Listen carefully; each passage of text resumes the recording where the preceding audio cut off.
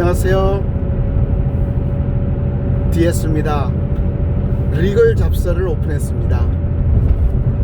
리걸 잡서는 이 법률적으로 좀 재밌는 것들을 가지고 와서 우리가 소소하게 사는데 서로 생각해 볼 만한 것들을 한번 떠들어 보려고 만든 코너입니다.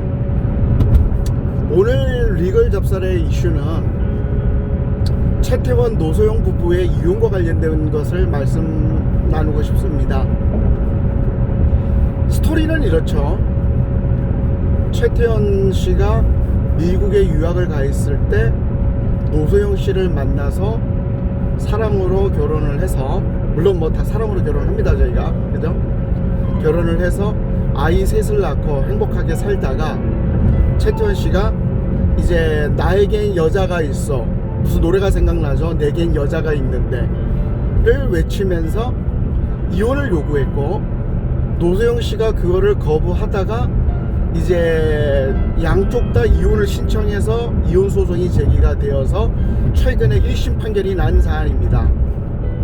여기서 이제 드리고 싶은 말씀은, 이 혼인과 관련돼서 이 각 나라마다 법률 체계가 좀 다르거든요. 우리나라 같은 경우에는 유책주의를 갖고 있습니다. 유책주의라는 게 뭐냐면, 이혼을 아무나 하는 게 아니다. 이혼은 죄 없는 자가, 책 잡힐 게 없는 자가 이혼을 제기할 수 있는 것이고, 이혼에 대한 책임이 있는 자는 이혼을 청구할 수 없다. 나 새로운 여자가 생겼어, 그래서 나 이혼해줘 라고 했을 때 상대방이 허락하지 않으면 소송을 가야 되거든요. 이혼은 계약이지만 모든 계약은 깨질 때 양당 사세가 합의가 되지 않으면 법정에 가야죠. 그래서 이혼 법정이라는 것이 이 재판 절차가 있게 되는데, 최태원 씨 같은 케이스는 뭐냐면은, 내가 여자가 생겼어, 그리고 나는 새 아이의 아빠가 될 거야, 그래서 그 아이를 위해서라도 나 이혼해줘 라고 소송을 제기했고, 우리나라는 유책주의자이기 때문에 혼외자를 갖고 있는 자가 이혼을 제기했을 때 법원에서 받아들이지 않습니다. 근데 이제 이것이 지속되다 보니까 노소영 씨도, 그래 나도 너랑 더 이상 못 살겠어 라고 해서 이 노소영 씨도 이혼을 제기하면서 이 이혼 법정이 열리게 된 것이죠. 근데 이제 다른 나라 같은 경우에는 파탄주의라고 해가지고, 우리나라는 유책주의고 다른 나라는 파탄주의라고 해가지고 그냥 결혼은 계약이고, 어느 일방 당사자도 마음이 바뀌면 이혼소송을 제기할 수가 있고, 그래서 새로운 배우자가 있든 부정을 했든 안 했든 누구든지 이혼소송을 제기할 수 있다 라는 것이 이제 파탄주의인 거죠. 뭐 미국이나 몇몇 나라들은 이제 파탄주의를 갖고 있는 나라가 있는데, 어찌됐든 우리나라는 유책주의였고, 유책주의에서 최태원 씨는 이혼 소송을 제기할 수 있는, 협의혼이 안 되니까 이혼 소송을 제기할 수 있는 권리가 없음에도 불구하고 법원에서는 일단은 노소영 씨도 이혼 소송을 제기했기 때문에 재판이 열렸죠. 그럼 이제 이혼 재판을 하게 되면 대표적인 것이 이제 세 가지가 있겠죠. 첫 번째는 이제 양육, 누가 아이를 양육할 양육권을 갖는가 라는 거 하나와, 두 번째는 이 유책한 책임 있는 배우자가 책임 없는 배우자에게 얼마를 지급할 것인가 라는 위자료, 세 번째가 가장 큰 빅딩인데, 그것이 바로 뭐냐면은 재산분할을 어떻게 할 것이냐 라는 것이 이제 세 가지 포인트인데, 최태원 노소영 부부 같은 경우에는 아이들이 다 컸습니다. 그러니까 양육권과 관련된 부분은 문제될 게 없죠. 그럼 이제 위자료인데, 위자료라는 거는 우리나라가 유책주의를 갖고 있으니까 책임 없는 자에게 책임 있는 자가 얼마를 낼 거냐라는 정신적 피해에 대한 배상인 거죠. 이 부분은 한정없이 올라가지 않습니다. 이번 건 같은 경우에는 뭐 1억인가요? 얼마인가 이 위자료가 결정이 돼버렸죠. 1심 판결은.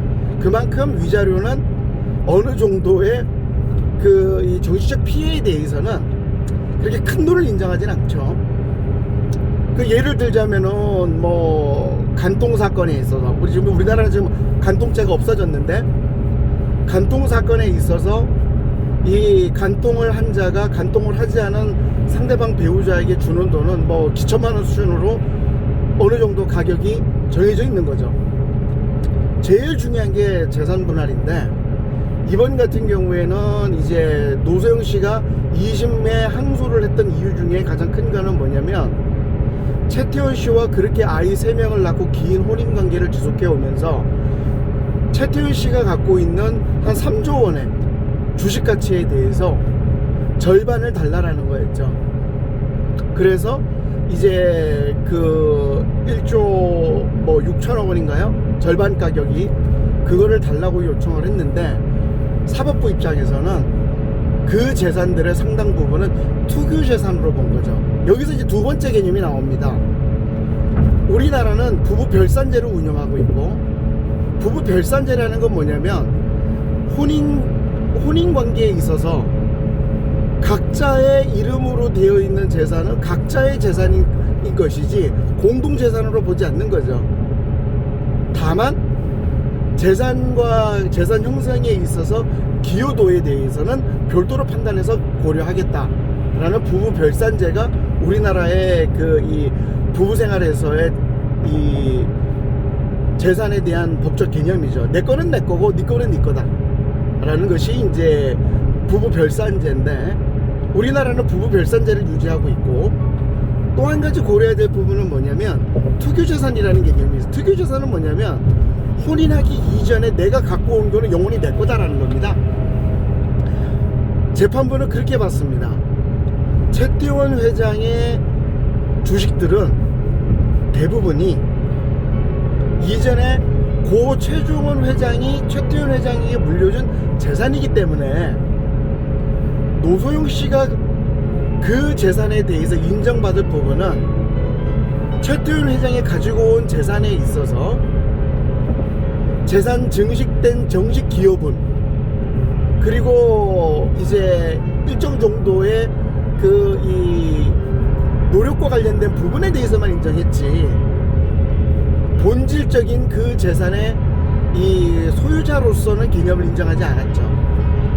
그러다 보니까 노소영 씨가 1조 6천억 원을 요청했음에도 불구하고 재판부에서는 재산 보호 협조, 재산 증식 기여도 정도만 인정해서 600억 원 정도를 인정하고 사법부는 이 사안을 종결해버린 거죠. 그러다 보니까 노소영 씨가 유책 배우자인 최태원과의 이혼에 있어서 판결액은 위자료는 1억 정도, 양육과 관련돼서는 아이들이 다 성인이기 때문에 문제될 바가 없고, 재산 분할과 관련돼서는 최태원 회장이 아버지로부터 받은 투기 재산들이기 때문에 노소영 씨가 본질적 소유권은 없다고 봤고, 다만 그 재산들이 증식 협조 의무라든지 뭐 그러한 그 보조적인 그 협조와 관련된 기여도만 인정해줘서 600억 원 정도로 끝나버린 거죠. 앞으로 20은 어떻게 볼지 모르겠습니다. 노소영 씨는 이렇게 얘기했습니다. 가사를 전담하면서 아이들을 키우고, 그리고 중요한 사업적 결정을 할 때 정서적인 어떤 그 지지를 해주고 했던 이러한 가치가 정말 이거밖에 없느냐. 이것은 그 대한민국 그 이 가정 사건에 있어서 앞으로 미래의 여성들에 있어서도 상당히 중요한 의미 있는 판결이기 때문에 나는 끝까지 싸우겠다 라는 얘기를 했죠. 저도 충분히 공감을 합니다. 앞으로 2심은 어떻게 될지, 2심의 사법부는 이 최태원 회장과 노소영 부부의 이 재산 분할과 관련돼서 어떤 판단을 내릴지, 그리고 그것이 대한민국의 이혼 사건에 있어서 많은 시사점을 줄 거라고 생각이 듭니다. 아무튼 오늘은 리걸 잡설은 최태원 노소영 부부의 이혼 사건과 관련된 얘기였습니다. 여러분 즐겁고 뜨거운 금요일 되십시오. 고맙습니다.